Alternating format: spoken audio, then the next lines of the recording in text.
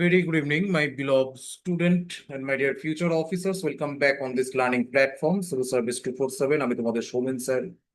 আজকে আমরা sir WBCS 2026 prelims এবং মেন্স এক্সামকে সামনে রেখে WBCS প্রিলিমস এর জন্য বিভিন্ন ইম্পর্টেন্ট কনস্টিটিউশনাল অ্যামেন্ডমেন্ট বিলস আমি তোমাদের যেগুলো অলরেডি চ্যানেলে পড়িয়েছি এবং নতুন করে 2024-এর জন্য আমি যে সমস্ত নিউ কনস্টিটিউশনাল অ্যামেন্ডমেন্ট গুলো হয়েছে সেগুলো এবং ইম্পর্টেন্ট যে সমস্ত বিল আইনে পরিণত হয়েছে সেগুলো নিয়ে নতুন একটা সিরিজ তোমাদের জন্য শুরু করেছি, যাতে প্রিলিমসে তোমাদের দু একটা এমসিকিউ যদি এখান থেকে আসে যেন বাদ না যায়, এবং সব থেকে বড় কথা মেন্সের আনসার রাইটিং এর ক্ষেত্রে তোমাদের যেন একটা কনসেপচুয়াল আন্ডারস্ট্যান্ডিং ডেভেলপমেন্ট হয়। কেমন একদম। তো আজকে সেরকমই আমরা বহু একটা বিতর্কিত বিষয়, সেটা হলো ওয়াকফ বিল বা ওয়াকফ বিল নিয়ে আলোচনা করব। WBCS 2026 তোমরা যারা প্রিলিমস দিচ্ছ, মেন্স দিচ্ছ, তাদের জন্য ক্লাসটা অত্যন্ত গুরুত্বপূর্ণ। যারা সিভিল সার্ভিসের অ্যাসপিরেন্ট, এই ক্লাসটা মেনলি তাদের জন্যই। এবং সব থেকে বড় কথা হচ্ছে যে সমস্ত মানুষ রয়েছে যাদের মনে হয় যে ওয়াকফ বিল সম্পর্কে জানার দরকার রয়েছে, অর্থাৎ যারা একটু আমার মতো জানতে আগ্রহী, কনসার্ন সিটিজেন অফ ইন্ডিয়া, তাদের জন্য ক্লাসটা মোটামুটি কাজে দেবে। কেমন। তো বিষয় হচ্ছে মেনলি এটা WBCS প্রিলিমস 2026 এবং মেন্সকে সামনে রেখে আজকের ক্লাস। তো আজকে ক্লাসে আমরা স্যার কি দেখবো? আজকে আমরা ক্লাসে কমপ্লিট ওয়াকফ কি দেখবো, যে ওয়াকফ কাকে বলা হয় এবং ওয়াকফের বিস্তারিত ইতিহাস কি, তো ব্যাকগ্রাউন্ড কি রয়েছে, হিস্ট্রি আমরা দেখব। হিস্ট্রি আমরা দেখতে শুরু করব সুলতান যুগে ভারতবর্ষে। বোঝাতে পারলাম? তো ভারতবর্ষে যখন সুলতানি বংশ চলছে দিল্লিতে, তখন ওয়াকফ ছিল স্যার। তারপরে মুঘল যুগেও স্যার ছিল, হ্যাঁ স্যার, মুঘল যুগেও ছিল। এবং তার পরবর্তীকালে স্যার যখন ভারতবর্ষে ব্রিটিশ রাজ প্রতিষ্ঠিত হয় বা ব্রিটিশ এম্পায়ার ছিল, তখনও কিন্তু সেম ভাবে ওয়াকফ আইন ছিল। এবং তারপরে যখন ইন্ডিয়া ইন্ডিপেন্ডেন্ট হয়, অতএব পোস্ট ইন্ডিপেন্ডেন্ট এরাতেও পোস্ট ইন্ডিপেন্ডেন্ট এরাতেও স্যার কি ছিল? ওয়াকফ আইন ছিল, যেটা পরবর্তীকালে 1995 ওয়াকফ অ্যাক্টটাকে, যেটাকে পরবর্তীকালে অ্যামেন্ডমেন্ট করা হয়েছে এবং যা নিয়ে এত বিতর্ক। তো আজকে এন্টায়ার আমরা দেখব। তার সঙ্গে আমরা দেখব যে যেখানে বিতর্ক রয়েছে, যে সমস্ত বিতর্কগুলো আজকে উঠে আসছে, যে কনস্টিটিউশনের ফান্ডামেন্টাল রাইটস আর্টিকেল 14 এর নাকি ভায়োলেশন হয়েছে, কনস্টিটিউশনের ফান্ডামেন্টাল রাইটস আর্টিকেল 26 এর ভায়োলেশন হয়েছে, ফান্ডামেন্টাল রাইটস আর্টিকেল 29 এর ভায়োলেশন হয়েছে, ফান্ডামেন্টাল রাইটস আর্টিকেল 30 ভায়োলেশন হয়েছে। তো এন্টায়ার কনসেপচুয়াল ক্লিয়ারিটি, কোথায় ভায়োলেশন হয়েছে বা হলে তার পক্ষে বিপক্ষে যুক্তি কি রয়েছে, যদি WBCS পরীক্ষায় মেন্সে আনসার রাইটিং করতে হয় তাহলে তুমি কিভাবে ব্যালেন্সড অ্যাপ্রোচের মাধ্যমে কমপ্লিট আনসার রাইটিংটা করবে, এবং শেখা শেখা কিভাবে লিখতে গিয়ে কনস্টিটিউশনের কোন কোন প্রভিশনস তোমার কাজে লাগবে আনসার রাইটিং এর ক্ষেত্রে, তার কিন্তু একটা কমপ্লিট রূপরেখা আজকের ক্লাসে কিন্তু তোমরা পাবে। তো আমি আশা করব তোমরা প্রত্যেকে ক্লাসটাকে as a civil service aspirant হিসাবে সিরিয়াস ভাবে দেখবে এবং তার প্রপার নোট ডাউন করবে, যাতে কমপ্লিট টাইম লাইন তোমাদের ক্লিয়ার হয়। কেমন একদম। তো বিফোর আমরা ক্লাসটা স্টার্ট করার আগে বলে নিই, this is me Soumen Goswami. এর আগেও আমরা অনেকবার পরিচিত হয়েছি। I taught thousands of students rest of the West Bengal, Tripura and Meghalaya civil service examination and others competitive exam battlefield. So my friend, today আজকে আমরা কমপ্লিট WBCS প্রিলিমস এর জন্য ওয়াক অফ অ্যামেন্ডমেন্ট বিলকে দেখব। Walk of amendment বিলের আজকে আমরা 360 degree views দেখব। তার সঙ্গে মেন্সে কিভাবে আনসার রাইটিং করবে, ব্যালেন্সড অ্যাপ্রোচ কিভাবে বজায় রাখবে আনসার রাইটিং এর ক্ষেত্রে, সেটাও কিন্তু আমরা দেখব। তো ক্লাস শুরু করছি একদম। যে সমস্ত স্টুডেন্ট নতুন রয়েছে তাদের জন্য আবারও বলছি, subscribe this channel and share this content to your friend circle. এটুকু তো করতেই পারো। দেখো, so first of all, what is Waqf? Waqf কি স্যার? প্রথমে আমরা দেখবো যে ওয়াকফ বা ওয়াকফ আইন কি। ওয়াকফ শব্দটা আরবি শব্দ, যার অর্থ হলো স্থগিত করা। কি স্থগিত করা স্যার? যদি কোনো ধর্মীয় বা দাতব্য কাজে স্থায়ীভাবে কোনো সম্পত্তি দান করা হয়। তো ইসলাম ধর্মে আল্লাহর নামে, ভগবানের নামে যদি কোনো সম্পত্তিকে দান করা হয়, যদি কোনো প্রপার্টিকে দান করা হয়, হ্যাঁ স্যার, যদি কোনো প্রপার্টিকে দান করা হয় তাহলে কি হবে? সেই প্রপার্টি পরবর্তীকালে আর হস্তান্তর যোগ্য হবে না, মানে পরবর্তীকালে তাকে আর বিক্রি করা যাবে না। তো এটাকে বলা বলা হচ্ছে ওয়াকফ। ওয়াকফ শব্দের অর্থ হলো স্যার স্থগিত করা। ভারতবর্ষে আমি বলেছি যে ওয়াকফের সূচনা তোমরা যদি দেখো তাহলে দিল্লি যখন সুলতানি আমলে, যখন দিল্লিতে সুলতান বংশ রাজত্ব করছে সেই সময় সুলতান মুইজুদ্দিন সামঘোর। হুম, সুলতান মুইজুদ্দিন সামঘোর মনে রাখতে হবে না, প্রিলিমস এর পরীক্ষায় তোমায় জিজ্ঞেস করবেন। আমি তোমাকে বলছি কেন, বেসিক কনসেপচুয়াল আন্ডারস্ট্যান্ডিং এর জন্য। মনে রাখবে কোনগুলো সেগুলো বলে দেবো ক্লাসে। মনে রাখবে আনসার রাইটিং এর ক্ষেত্রে কি কি কাজে লাগবে, বা তুমি এক্ষেত্রে আনসার রাইটিং এর জন্য পয়েন্টে ইউজ করতে পারো যে ওয়াক অফ আইন সেই সময় ভারতবর্ষে স্যার কোন টাইমে ছিল, না সুলতানি যুগেও ছিল একদম। তো মুইজুদ্দিন সামঘোর মুলতান জামে মসজিদ কর্তৃপক্ষকে 2টো গ্রাম ওয়াক অফ করে। ওয়াকফ মানে আল্লাহর নামে দান করে দেয়, বুঝতে পারলাম। এই দান করা সম্পত্তি পরবর্তীকালে আর বিক্রি করা যাবে না, পরবর্তীকালে আর হস্তান্তর করা যাবে না। তো সুলতানি যুগে ছিল। পরবর্তীকালে মুঘল যুগেও দেখা গেছে, বুঝতে পারলাম, মুঘল যুগেও জাহাঙ্গীরের আমলে, হুমায়ুনের আমলে, শাহজাহানের আমলে, ঔরঙ্গজেবের আমলে ওয়াকফ প্রথা দেখা গেছে। পরবর্তীকালে যখন ভারতবর্ষে 1600 সাল থেকে যখন ব্রিটিশ ইস্ট ইন্ডিয়া কোম্পানি ভারতবর্ষে মোটামুটি আসতে শুরু করে এবং তারপর ক্যাপচার করে নেয় ধীরে ধীরে, তারপরে তোমরা দেখবে 1894 সালে, বুঝতে পারলাম, 1894 মানে ততদিনে ভারতবর্ষে ব্রিটিশ রাজ এস্টাবলিশমেন্ট হয়ে গেছে, বুঝতে পারলাম। তো 1894 সালে ব্রিটিশ যে প্রিভি কাউন্সিল ছিল, সেই প্রিভি কাউন্সিল পারিবারিক ওয়াকফকে অবৈধ বলে ঘোষণা করে একটা মামলার রায় দিতে গিয়ে, বুঝতে পারলাম। তো মোহাম্মদ জামে ভার্সেস কোন একজন ভদ্রলোক ব্যক্তির মামলা শুনানি হচ্ছিল, আমার সেই এই মুহূর্তে নাম মনে পড়ছে না, সম্ভবত রুইতোষ কি নাম। তো মোহাম্মদ জামে ভার্সেস রুইতোষ মামলায় সেই সময় ব্রিটিশ প্রিভি কাউন্সিল পারিবারিক যে ওয়াকফ সম্পত্তিকে অবৈধ বলে ঘোষণা করে। পরবর্তীকালে ভারতবর্ষের যারা মুসলিম লিডার ছিল, বিশেষ করে প্রমিনেন্ট মুসলিম লিডার সেই সময় মোহাম্মদ আলী জিন্নাহ, আলী জিন্নাহর খুব তদবিরে এবং 1913 সালে ওয়াকফ ভ্যালিডেশন অ্যাক্ট পাস হয়। এবং 1923 সালে তারপরে ওয়াকফ পরিচালনার জন্য প্রথম সাধারণ আইন প্রণয়ন করা হয়। কিসের জন্য? কারণ ব্রিটিশ সরকারের কাছে প্রমিনেন্ট মুসলিম লিডার যারা ছিল তারা ওয়াকফ ভ্যালিডেশন অ্যাক্টের জন্য বারবার দরবার করছিল। কারণ তার আগেই 1894 সালে ক্যান্সেল করে দেওয়া হয়। বেশ, তারপরে কি হলো স্যার? তারপরে 1947-এ স্যার ইন্ডিয়া ইন্ডিপেন্ডেন্ট হলো, কেমন? তো 1947-এ যখন ইন্ডিয়া ইন্ডিপেন্ডেন্ট হলো, 1954 সালে স্বাধীন ভারতে প্রথম ওয়াকফ আইন পাস করা হয়। আজকের ক্লাসটার পর what is Waqf, what is the evolution of Waqf, একদম সুলতানি যুগ থেকে, মুঘল যুগ থেকে, ব্রিটিশ যুগ থেকে পোস্ট ইন্ডিপেন্ডেন্ট এরা অব্দি তোমার একটা কনসেপ্ট কমপ্লিট ক্লিয়ার হবে, বুঝতে পারলাম না পারলাম? So sit back, relax and listen to me carefully. শোনো, তো প্রথম ওয়াকফ আইন পাস হয় এবং সেন্ট্রাল ওয়াকফ কাউন্সিল গঠন করা হয়। বেশ স্যার, আগে বলুন। তারপরে এইবার যে আইন নিয়ে এত তর্ক বিতর্ক বর্তমানে ভারতবর্ষে, সেটা হচ্ছে ওয়াকফ সংশোধনী আইন 2024, যেটা আমরা আজকে পড়ছি। তো 2024 কোন আইনকে অ্যামেন্ডমেন্ট করা হয়? 2024 যে আইনটাকে অ্যামেন্ডমেন্ট করা হয় সেটা হলো 1995। 1995 সালে যে নতুন ওয়াকফ আইনের মাধ্যমে সম্পত্তির যে বিরোধ, বুঝতে পারলাম, সেটা মেটানোর জন্য ওয়াকফ ট্রাইব্যুনাল গঠন করা হয়েছিল, বুঝতে পারলাম। এই 1995-এ এসে ওয়াকফ ট্রাইব্যুনাল গঠন করে দেওয়া হয় এবং এই ওয়াকফ ট্রাইব্যুনালের সিদ্ধান্তই চূড়ান্ত ছিল। পরবর্তীকালে যেটা অ্যামেন্ড করা হয়েছে বর্তমানে আমরা দেখবো, এবং জানিয়ে তো বিতর্ক আরো কিছু দিক পরিবর্তন করা হয়েছে, কে প্রভিশনস আমরা দেখব। কিন্তু এখন যেটা বোঝার চেষ্টা করলাম যে ওয়াকফ নিয়ে এই যে বিতর্ক, সেটা ওয়াকফ আজকে নয়। ওয়াকফ স্যার ভারতবর্ষে সুলতান আমল থেকে, মুঘল যুগ থেকে, ব্রিটিশ এরাতে এবং পোস্ট ইন্ডিপেন্ডেন্ট এরাতেও স্যার কন্টিনিউ ছিল। সেই বিলটাই সংশোধন করা হয়েছে, কেমন? নতুন কিছু নয় না স্যার। বেশ, এইবার ওয়াকফ সংশোধনী বিলের যে মূল প্রভিশনস, যে কে প্রভিশনস গুলো আমাদের দেখতে হবে, কারণ আমরা স্যার ডাব্লিউবিসিএস এর স্টুডেন্ট। আমাদের স্যার প্রিলিমসে যদি দু একটা কোশ্চেন এখান থেকে আসে ভালো, যদি না আসে আরো ভালো কথা, মেন্সের আনসার রাইটিং এর ক্ষেত্রে কাজে লাগবে। বোঝাতে পারলাম না পারলাম না? একদম স্যার। তো বিষয় হচ্ছে, দেখে নাও কি কি স্যার। প্রথমেই বলা হয় যে সেন্ট্রাল ওয়াকফ কাউন্সিল এবং রাজ্য ওয়াকফ বোর্ডে অমুসলিম সদস্যদের অন্তর্ভুক্তি করা হবে। এই একটা ঐতিহাসিক প্রস্তাব পাশ করা হয় যে central Waqf council and state Waqf boards কি করা হবে, এবার থেকে ইন্ট্রোডিউস করা হবে নন মুসলিম মেম্বার্স, বুঝতে পারলাম। This is a historical proposal. এবং যে কারণে এত বিতর্কের সৃষ্টি, যে কারণে এত বিতর্কের সৃষ্টি, এইবার এখানেই চলে আসছে কনস্টিটিউশনের আর্টিকেল 26 এর ভায়োলেশন হচ্ছে, আর্টিকেল 29 এর হচ্ছে, 30 হচ্ছে, আমরা দেখবো পক্ষে বিপক্ষে উভয় অ্যানালিসিস করব। শেষে যেহেতু আমরা আনসার রাইটিং করব, সেহেতু ব্যালেন্সড অ্যাপ্রোচে আমরা একটা কোশ্চেনকে ব্যালেন্স করারও চেষ্টা করবো, আনসার রাইটিং কে কোশ্চেনের, কেমন? একদম আমরা দেখবো কি জাতীয় কোশ্চেন আসতে পারে, মডেল কোশ্চেন আমি তোমাদের জন্য রেডি করেছি, কেমন?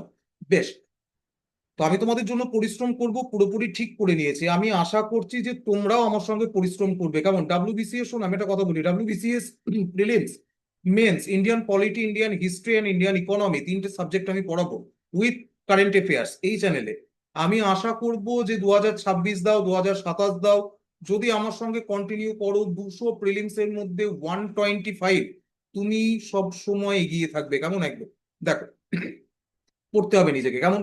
তো central Waqf council and state Waqf যে বোর্ড, এই যে কাউন্সিল তৈরি করা হয়েছিল সেন্ট্রাল লেভেল এবং স্টেট লেভেলে, বিভিন্ন সেই বোর্ডগুলোতে নন মুসলিম মেম্বারের ইন্ট্রোডিউস করা হবে। এবং এটাই মেন বিতর্কের সৃষ্টি, যে ওয়াকফ বোর্ড যেহেতু পুরোপুরি মুসলিম শাসিত এবং মুসলিমদের দ্বারা পরিচালিত, সেখানে অমুসলিম সদস্যের অন্তর্ভুক্তিকরণ কোথাও না কোথাও ফান্ডামেন্টাল রাইট টু রিলিজিয়ানের ভায়োলেশন করছে, আর্টিকেল 26 to 30 আমরা দেখবো। আচ্ছা বেশ, মূল পয়েন্ট কি? এছাড়াও ওয়াকফ বোর্ডের কাউন্সিলে কমপক্ষে 2জন করে মুসলিম মহিলা থাকা বাধ্যতামূলক করা হয়েছে। নো ডাউট, ওম্যান এম্পাওয়ারমেন্টের ক্ষেত্রে খুব ভালো একটা যুক্তি। বোঝাতে পারলাম না তো পরীক্ষায় যখন আনসার রাইটিং করবে, তখন ওম্যান এম্পাওয়ারমেন্টের ক্ষেত্রে স্যার এটা একটা অত্যন্ত ভালো যুক্তি, তুমি লিখতে পারো। হ্যাঁ, দৃষ্টান্তমূলক উদাহরণ। হ্যাঁ স্যার। এবার হচ্ছে, ডিস্ট্রিক্ট কালেক্টরের হাতে প্রচুর ক্ষমতা দেওয়া হয়, আগে এটা ছিল না। না স্যার, 1995-এর যে ওয়াক বিল, যে ওয়াক অফ আইন, সেখানে কিন্তু ডিস্ট্রিক্ট কালেক্টরের হাতে এই ক্ষমতা ছিল না। যেটা নিউলি ইন্ট্রোডিউস 2024 যে ওয়াক কনস্টিটিউশনাল অ্যামেন্ডমেন্ট বিল যেটা পাশ করা হয়, সেই কনস্টিটিউশনাল অ্যামেন্ডমেন্ট বিলটে বলা হচ্ছে যে সার্ভে কমিশনারের পদ বাতিল। মানে এতদিন পর্যন্ত যে সার্ভে কমিশনার ছিল, সেই সার্ভে কমিশনারের পদ বাতিল করে সেই ক্ষমতা দেওয়া হয়েছে ডিস্ট্রিক্ট কালেক্টরকে। এখন কেন দেওয়া হয়েছে? যারা বিতর্কিত মতো, মানে বিতর্কের সৃষ্টি করছে বা বিতর্ক তৈরি হচ্ছে, সেটা আমার দেখার বিষয় নয়, তোমাদেরও দেখার বিষয় নয়। কিন্তু as a civil service aspirant হিসাবে, অ্যাজ এ ফিউচার বিউরোক্রেট হিসাবে, তোমাকে জানতে হবে অ্যাজ ইট ইজ। তো ওয়াকফ বিল, ওয়াকফ বোর্ড যেটা, সেটা ছিল ওটা ভারতবর্ষে রেলের পরে, ভারতবর্ষের ডিফেন্সের পরে থার্ড ল্যান্ড হোল্ডিং একটা বোর্ড। বোঝাতে পারলাম না, যার কাছে সব থেকে বেশি জমি ছিল। তো এখানে যাতে দুর্নীতিকে আটকানো যায়, এখানে যাতে জমি জরিপের ক্ষেত্রে ট্রান্সপারেন্সি আনা যায়, সেক্ষেত্রে ডিস্ট্রিক্ট কালেক্টরকে ক্ষমতা দেওয়া হয়েছে। বোঝাতে পারলাম? এখন ক্ষমতার হস্তান্তর, বিতর্কিত সম্পত্তির বিষয়ে সিদ্ধান্ত নেওয়ার প্রাথমিক ক্ষমতা এখন ডিস্ট্রিক্ট কালেক্টরের হাতে রয়েছে, যেটা এতদিন ছিল সার্ভে কমিশনারের হাতে। বোঝাতে পারলাম না। কিন্তু সার্ভে কমিশনারের যে পোস্টটাকে, সেটাকে রিপিল করা হয়, সেটাকে তুলে দেওয়া হয় 24th constitutional amendment Waqf অ্যাক্টে। বোঝাতে পারলাম না, যেটা নিয়ে এত বিতর্ক। এখন ওয়াকফ বনাম সরকারি জমি, যে কোনো জমি ওয়াকফের সম্পত্তি, ওয়াকফ বোর্ডের প্রপার্টি, না কোনো জমি সরকারি জমি, সে বিষয়েও চূড়ান্ত সিদ্ধান্ত নেওয়ার ক্ষমতা কাকে দেওয়া হয়েছে? ডিস্ট্রিক্ট কালেক্টরকে দেওয়া হয়েছে। এবং এটা এ কারণেই দেওয়া হয়েছে যাতে দুর্নীতিকে আটকানো যায়, ট্রান্সপারেন্সি আনা যায়। বোঝাতে পারলাম না। তো ট্রান্সপারেন্সি আনার জন্য, কাজের এফিসিয়েন্সিকে আরো বাড়ানোর জন্য ডিস্ট্রিক্ট কালেক্টরকে এতগুলো ক্ষমতা নিউলি বিলে ইন্ট্রোডিউস করা হয়েছে, নিউলি বিলে দেওয়া হয়েছে। এখন একটা জিনিস আমাদের এক্ষেত্রে বুঝে নিতে হবে, সেটা হচ্ছে ওয়াক অফ বাই ইউজার। তোমরা যখন পড়ো, যে পেপার যখন পড়ছো, তখন দেখছো যে স্যার পেপারে, নিউজ পেপারে কি আসছে? নিউজ পেপারে আসছে sir waqf by user, বা নিউজ চ্যানেলেও দেখছো। তো what is waqf by user একটু দেখে নাও। ওয়াক অফ বাই ইউজার, এই যে কাস্টম, এই যে প্রথা, এই প্রথাটা রিপিল করা হয় কবে? নিউলি ইন্ট্রোডিউস 2024 অ্যাক্টে, ওয়াক অফ অ্যাক্টে। দীর্ঘকাল ধরে ব্যবহৃত কোনো সম্পত্তি, বেনামি সম্পত্তি ব্যবহৃত দীর্ঘকাল ধরে, নামি হোক বেনামি হোক, যেটা কবরস্থান বা মসজিদ হিসাবে পরিচালিত হচ্ছিল। বুঝতে পারলাম? এখন সেই সম্পত্তি উইদাউট দলিলে, সেল ডিড ছাড়া, উইদাউট প্রপার সেল ডিড, সেই দলিলের ভিত্তিতে সেই সম্পত্তিকে ওয়াকফ হিসাবে গণ্য করা হবে না। হ্যাঁ স্যার, এটা বলা হয়েছে নিউলি ইন্ট্রোডিউস ওয়াকফ অ্যাক্ট। এবং যেখানে বিতর্ক, তো আমরা দেখলাম সার্ভে কমিশনের পদ বাতিল হয়েছে, ডিস্ট্রিক্ট কালেক্টরকে প্রভূত ক্ষমতা দেওয়া হয়েছে, ইন্ট্রোডিউস করা হয়েছে ডিস্ট্রিক্ট কালেক্টরের পদ। নন মুসলিম মেম্বার ইন্ট্রোডিউস করা হয়েছে বোথ সেন্ট্রাল এবং স্টেট লেভেল বোর্ডে, মহিলাদের নিযুক্তিকরণ করা হয়েছে। তার সঙ্গে ওয়াকফ বাই ইউজার, মানে যে সম্পত্তি কবরস্থান বা মসজিদ হিসাবে দীর্ঘদিন ধরে ব্যবহার হয়ে আসছে, এবং সেই সম্পত্তির যদি কোনো দাবিদার না থাকে, সেটাকে ওয়াকফ বলে দাবি করা, এটা কিন্তু যাবে না। কেন যাবে না? কারণ তার প্রপার সেল ডিড লাগবে। যদি সেল ডিড থাকে তবে হবে। বেশ। বাধ্যতামূলক নথি, বাধ্যতামূলক নথির জন্য ওয়াকফ নামা বা ডকুমেন্টেড ডিড দেখাতে হবে। উইদাউট ডকুমেন্টেড ডিড কোনো এরকম প্রপার্টিকে ওয়াকফ প্রপার্টি বলা যাবে না। কে বলছে? আমি বলিনি, নিউলি ইন্ট্রোডিউস বিলে। কেমন? আচ্ছা, স্বচ্ছতা নিশ্চিতকরণ, মৌলিক কেবল ঐতিহাসিক ব্যবহারের অজুহাতে সম্পত্তির মালিকানার দাবি করার পথকে বন্ধ করা হলো একদম। যে কেবল মৌখিকভাবে বা কেবল ঐতিহাসিকভাবে আমরা দীর্ঘদিন ধরে ব্যবহার করে আসছি, এই অজুহাতে কোনো সম্পত্তিকে আর স্যার ওয়াকফ বলে দাবি করা যাবে না। Okay sir. ওয়াকফ ট্রাইব্যুনালস মনে আছে 1995-এ যে ওয়াকফ ট্রাইব্যুনালস তৈরি করা হয়েছিল, মনে আছে? কিসের জন্য স্যার? সম্পত্তির বিরোধ মীমাংসার জন্য। কিসের জন্য স্যার? সম্পত্তির বিরোধ মীমাংসার জন্য। তো সম্পত্তির বিরোধ মীমাংসার জন্য ওয়াকফ ট্রাইব্যুনালের অ্যাপিলের বিরুদ্ধে এবার 90 দিনের মধ্যে তুমি হাইকোর্টে অ্যাপিল করতে পারো। এটা আগে ছিল না স্যার, না। বোঝাতে পারলাম না? পারলাম না? তো এটা নিউলি ইন্ট্রোডিউস করা হয়েছে। তুমি 90 ডেজ পিরিয়ড টাইম রয়েছে, ওয়াকফ ট্রাইব্যুনালে গেল, রায় বেরোলো, সেই রায়ের বিরুদ্ধে উইদিন 90 ডেজের মধ্যে তুমি ট্রাইব্যুনালে অ্যাপিল করতে, এই সরি হাইকোর্টে অ্যাপিল করতে পারো। এই পর্যন্ত ক্লিয়ার? যদি এই পর্যন্ত ক্লিয়ার হয়, এইবার প্রিলিমস এখান থেকে স্যার যদি দু একটা কোশ্চেন আসে তো খুব ভালো কথা।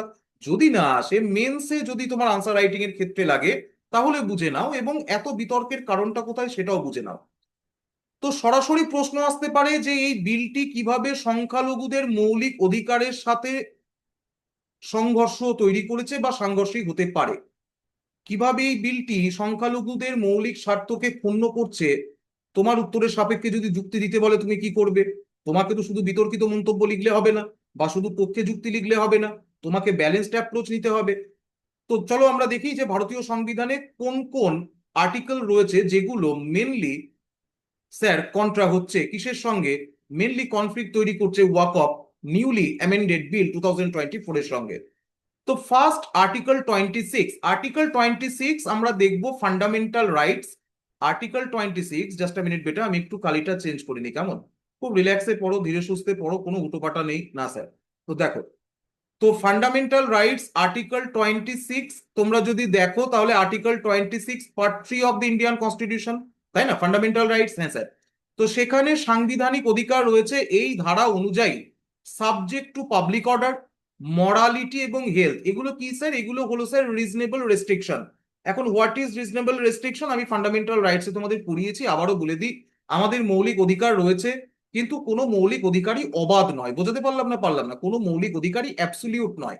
মানে মানে তোমার right two freedom speech and expression রয়েছে, কথা বলার স্বাধীনতা রয়েছে, এর অর্থ এই নয় যে তুমি বাক স্বাধীনতার দ্বারা কাউকে ডিফেমেশন করে দিলে, কাউরির মানহানি করলে, তুমি ইনসাইটমেন্ট অফ অফেন্স করলে। বোঝাতে পারলাম না? পারলাম না? তো এরকম কিছু রিজনেবল রেস্ট্রিকশন রয়েছে। তেমনি ধর্মের ক্ষেত্রেও কিছু রিজনেবল রেস্ট্রিকশন রয়েছে, যে ভারতবর্ষে বসবাসকারী প্রত্যেকটি ব্যক্তি কি করতে পারে, নাগরিক নিজের ইচ্ছা অনুসারে যে কোনো ধর্ম গ্রহণ পালন করতে পারে, প্রোফেস, প্রোপোগেট, প্র্যাকটিস করতে পারে। কিন্তু কিছু রিজনেবল রেস্ট্রিকশন রয়েছে, তার মধ্যে একটা হলো পাবলিক অর্ডার, যে তোমার রিলিজিয়ান প্র্যাকটিস কোনো মতে যেন পাবলিক অর্ডার, মরালিটি এবং হেলথকে ডিস্টার্ব না করে। কিন্তু প্রতিটা ধর্মীয় সম্প্রদায়ের এই তিনটে জিনিস বাদে নিজেদের ধর্মীয় এবং দাতব্য সম্পত্তি প্রতিষ্ঠা করা, স্থাপন করা, রক্ষণাবেক্ষণ করা এবং আইন অনুযায়ী সম্পত্তি পরিচালনার অধিকার রয়েছে। এখানেই যারা স্যার সমালোচকদের বক্তব্য হচ্ছে যে নিউ আইনে যখনই সরকার ওয়াকফ আইনে সংশোধন করেছে এবং সেখানে অমুসলিম সদস্যের অন্তর্ভুক্তি করেছে, ডিস্ট্রিক্ট কালেক্টরেটকে প্রভূত ক্ষমতা দেওয়া হয়েছে, হ্যাঁ, ওয়াকফ বাই ইউজার প্রথাকে ডিলিট করা হয়েছে, রিপিল করা হয়েছে। তো এগুলো আর্টিকেল 26 অনুসারে ভারতবর্ষের প্রত্যেকটা ধর্মীয় সম্প্রদায়কে নিজেদের ধর্ম অনুসারে নিজেদের ধর্মীয় প্রতিষ্ঠান স্থাপন, রক্ষণাবেক্ষণ এবং পরিচালনা করার যে অধিকার কনস্টিটিউশন অফ ইন্ডিয়া দিয়েছে, সেটার ভায়োলেশন করা হচ্ছে বলা হচ্ছে। বেশ ক্লিয়ার? Okay sir. বিপক্ষে যদি তোমরা দেখো তাহলে ওয়াকফ বোর্ডে মানে এদের সংঘাতের মেন কারণই হচ্ছে অমুসলিমদের অন্তর্ভুক্তি। কালেক্টর যিনি সরকারি প্রতিনিধি, তাকে অগাধ ক্ষমতা দেওয়া রিলিজিয়াস ম্যাটারে, যেটা তাদের নিজস্ব আইন দ্বারা পরিচালনা হওয়ার কথা। বোঝাতে পারলাম? এবং সব থেকে যেটা বড় কথা, নিজেদের ধর্মীয় সম্পত্তি পরিচালনায় তাদের অটোনমি রয়েছে, স্বায়ত্ত শাসন রয়েছে, সেই অটোনমি মারাত্মকভাবে ক্ষুণ্ণ হচ্ছে। বোঝাতে পারলাম না? পারলাম না? তো এটা হলো স্যার বিপক্ষে যুক্তি। আচ্ছা, সাংবিধানিক অধিকার কি কি? সাংবিধানিক অধিকার আর্টিকেল 29 যদি আমরা দেখি, সেখানে বলা হচ্ছে যে ভারতের যে কোনো প্রান্তে বসবাসকারী নাগরিকদের নিজস্ব ভাষা, ওন স্ক্রিপ্ট এবং কালচার অনুসারে ভারতবর্ষের বসবাসকারী যে কোনো গ্রুপ অফ পিপল, তারা এন্টায়ার ইন্ডিয়াতে বসবাস করতে পারে বা ইন্ডিয়ার কোনো পার্টে বসবাস করতে পারে। আর্টিকেল 29 ফান্ডামেন্টাল রাইটস পার্ট 3 বলছে যে তাদের নিজস্ব যে স্ক্রিপ্ট, যে কালচার, যে সংস্কৃতি রয়েছে তাকে প্রিজার্ভ করার এবং প্রোটেক্ট করার অধিকার রয়েছে। নিজস্ব লিপি, স্ক্রিপ্ট, ভাষা, ল্যাঙ্গুয়েজ কি রয়েছে, প্রিজার্ভ করা, সংরক্ষণের কিন্তু অধিকার রয়েছে। বিলের সঙ্গে সংঘাত কোথায়? ওয়াকফ প্রথা অনুসারে মুসলিম সংস্কৃতির একটি অবিচ্ছেদ্য অংশ ওয়াকফ প্রথা। তো ওয়াকফ বাই ইউজার এই প্রথাটি যে বাতিল করা হয়েছে, যে without proper Waqf document did ছাড়া তুমি কোনো সম্পত্তিকে কি করতে পারো না, ডকুমেন্ট ডিড ছাড়া তুমি কোনো সম্পত্তিকে ওয়াকফ সম্পত্তি বলে ঘোষণা করতে পারো না। বোঝাতে পারলাম না? তো এই যে ঘটনা, এই যে ওয়াকফ বা ইউজার প্রথা বাতিল, এটা বলছে আর্টিকেল 29 এর ভায়োলেশন হচ্ছে। বোঝাতে পারলাম না? একাংশ মনে করছে আবার আর্টিকেল 30-রও ভায়োলেশন হচ্ছে সমালোচকদের মতে। কিভাবে? সমালোচকদের মতে শিক্ষা প্রতিষ্ঠান স্থাপন এবং পরিচালনা করার অধিকার, ফান্ডামেন্টাল রাইটস রয়েছে, দেওয়া হয়েছে সংখ্যালঘু সম্প্রদায়কে, মাইনরিটি কমিউনিটিকে। তো আর্টিকেল 29-এ যে মাইনরিটি, সেটা লিঙ্গুইস্টিক মাইনরিটি।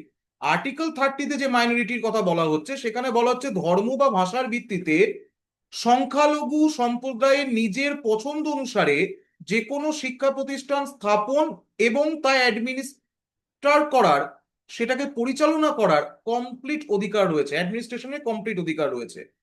কিন্তু ভারতে যে অসংখ্য মাদ্রাসা, সংখ্যালঘু স্কুল এবং কলেজ, যেগুলো মূলত ওয়াকফ বোর্ডের আয় দ্বারা পরিচালিত হয়, ওয়াকফ বোর্ডের সম্পত্তির ওপর যদি সরকারি নিয়ন্ত্রণ বৃদ্ধি পায়, তাহলে এই সমস্ত প্রতিষ্ঠানগুলোর প্রশাসনিক স্বাধীনতা ইনডাইরেক্টলি ব্যাহত হচ্ছে। এটা একটা যুক্তি রয়েছে। কিন্তু আমরা স্যার আনসার রাইটিং করব, তাহলে আমাদের একটা ব্যালেন্সড যুক্তি দিতে হবে। পক্ষে যুক্তি কি? সরকারের দাবি এই যে এই বিলের মূল উদ্দেশ্য কোনো অধিকার কেড়ে নেওয়া নয়। সরকারের বক্তব্য হচ্ছে এই বিলের মূল উদ্দেশ্য কোনো অধিকার কেড়ে নেওয়া নয়, বরং ওয়াকফ বোর্ডগুলিকে ব্যাপক দুর্নীতি এবং জমির যে জরিপের ক্ষেত্রে যে সমস্ত এতদিন ধরে অসুবিধাগুলো ছিল, সেগুলোকে দূর করে যাতে ট্রান্সপারেন্সি আনা যায় কাজে, সেই জন্য এই ধরনের অ্যামেন্ডমেন্ট। বেশ। এবং অ্যাকাউন্টেবিলিটিকে যাতে এনশিওর করা যায়, তো ট্রান্সপারেন্সি এনশিওর করা, অ্যাকাউন্টেবিলিটিকে এনশিওর করা, এর জন্য। এবং ডিজিটাল গভর্নেন্স আসবে, কারণ তোমরা শুনেছো যে বলা হয়েছে একটা সেন্ট্রাল লেভেলে একটা ডিজিটাল পোর্টাল ক্রিয়েট করা হবে, সেখানে সমস্ত ডেটাবেস আর আপলোড করা হবে, যাতে একটা ডিজিটাল গভর্নেন্স ক্রিয়েট করা যায়, একটা স্বচ্ছ সিস্টেমকে তৈরি করা যায়। বোঝাতে পারলাম না? সরকারের যুক্তি। বিরোধীদের যুক্তি কি? বিরোধীদের বক্তব্য হচ্ছে ধর্মনিরপেক্ষতা বা সেকুলারিজম এটা একটি বড় আঘাত। ফান্ডামেন্টাল রাইটস, যেখানে ধর্মীয় স্বাধীনতার অধিকার রয়েছে, যে সংখ্যালঘু প্রতিষ্ঠানগুলো, সংখ্যালঘু সম্প্রদায় নিজেদের স্ক্রিপ্ট, কালচার প্রিজার্ভ করতে পারে, তারা তাদের যে প্রতিষ্ঠান, স্বশাসিত প্রতিষ্ঠান, সেটাকে নিজেদের আইন অনুসারে পরিচালিত করতে পারে, ধর্মীয় আইন অনুসারে। তো সেক্ষেত্রে বাধা দেওয়া হচ্ছে, এক্ষেত্রে সেকুলারিজমকে স্যার কি করা হচ্ছে, সেকুলারিজমকে আঘাত করা হচ্ছে। এবং সব থেকে বড় কথা আর্টিকেল 14, যেখানে বলা হচ্ছে রাইট টু ইকুয়ালিটি, তো রাইট টু ইকুয়ালিটিরও নাকি এটা বিরোধী। তো তোমরা যখন আনসার রাইটিং করবে, তখন পক্ষে এবং বিপক্ষে দুটো যুক্তিকে রেখে তোমাদের জন্য আমি একটা কাজ দিচ্ছি, সেটা হলো এই কোশ্চেনটাকে সুন্দর করে ভূমিকা, বডি এবং উপসংহার দিয়ে একটা ব্যালেন্সড অ্যাপ্রোচ করে লিখে পাঠাবে। আমি আবারও বলছি, ডেসক্রিপশনে আমি হোয়াটসঅ্যাপ লিংক দিয়ে দেব, সেখানে সাবমিট করবে। আমি প্রত্যেককে ব্যক্তিগতভাবে চেক করে আনসার রাইটিং রিপ্লাই করব। বোঝাতে পারলাম না? এই পর্যন্ত বোঝাতে পেরেছি? তাহলে আজকের ওয়াকফ বিল আমাদের যেটা দরকার ছিল সিভিল সার্ভিস এক্সামিনেশনের জন্য বোঝার জন্য, যে ওয়াকফ বিলের হিস্টোরিক্যাল ব্যাকগ্রাউন্ড কি, ওয়াকফ বিলের কোন কোন কে প্রভিশনস নিউ ইন্ট্রোডিউস করা হয়েছে, এবং তার সঙ্গে কনস্টিটিউশনের কোন কোন আর্টিকেল ভায়োলেশন করা হয়েছে বলে যুক্তি তোলা হচ্ছে। এবং তোমাকে যদি মেন্সে আনসার রাইটিং করতে হয়, তাহলে কিভাবে তুমি ব্যালেন্সড অ্যাপ্রোচের মাধ্যমে সমস্ত ডেটাকে এক জায়গায় করে আনসার রাইটিং করবে, তার একটা কমপ্লিট প্রচেষ্টা আমি করলাম। আই হোপ তোমাদের ভালো লাগবে। যদি ভালো লেগে থাকে, share this content to your friend circle, subscribe this channel. আমি আবারও বলছি, ক্লাসের জন্য সাবস্ক্রাইব করে রাখো। এবং Indian polity, constitution, history, economy complete sir. হিস্ট্রির মধ্যে দুটো, কমপ্লিট ইন্ডিয়ান হিস্ট্রি এবং তার সঙ্গে ইন্ডিয়ান ফ্রিডম স্ট্রাগল, প্রিলিমসে 50 নম্বর। তো হিস্ট্রির উপর ডেপথ মানে 50 নম্বর অটোমেটিক্যালি তোমার পকেটে। বোঝাতে পারলাম না? তো কমপ্লিট প্রিপারেশনের জন্য সাবস্ক্রাইব দিস চ্যানেল। পরবর্তী ক্লাসে দেখা হচ্ছে। আর আমি নতুন কারেন্ট অ্যাফেয়ার্স এর সিরিজ তোমাদের জন্য শুরু করেছি, ডেলি বাই ডেলি। আজকেও কারেন্ট অ্যাফেয়ার্স এর ক্লাস রয়েছে, প্রত্যেকদিন সন্ধ্যে 7টার সময় লাইভ ক্লাস থাকবে, প্রত্যেকে জয়েন করে নেবে কেমন? So take care, God bless you, thank you everyone, জয় হিন্দ, বি প্রিপেয়ার, বি মোটিভেটেড, পরের ক্লাসে দেখা হচ্ছে কেমন? Take care everyone.